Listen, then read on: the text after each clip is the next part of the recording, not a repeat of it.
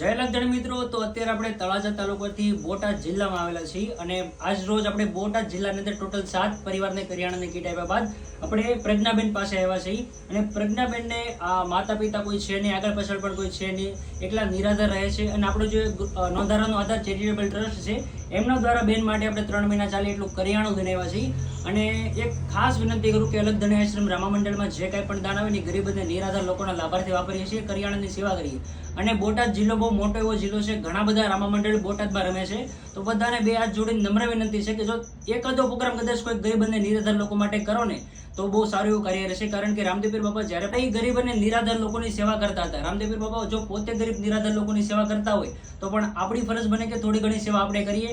તો મહિનામાં કદાચ એકાદો પ્રોગ્રામ તમે ગરીબ અને નિરાધાર લોકો માટે કરી શકો અને ગરીબ લોકોની સેવા કરી શકો તો ખૂબ જ સારી વાત કહેવાય. બાકી પ્રજ્ઞાબેનનું ઘર સૂર્યા હોટલની સામે છે. સૂર્યા હોટલની સામે જે ગલીમાં આવશો એટલે પ્રજ્ઞાબેનનું ઘર તમને મળી રહેશે. આપણું અલગધણી આશ્રમ રામા મંડળ રમાડવાનો કોઈ ખર્ચ છે નહીં, 1 પણ રૂપિયો લેતા નથી. ફક્ત વાહન ભાડું અને સાઉન્ડ સંગીતની જે પાળી આવે એનો ખર્ચ તમારે દેવાનો રહેશે. બાકી એમાં જે કાંઈ પણ આવક આવશે એ ગરીબ અને નિરાધાર લોકોની પાછળ વપરાશે.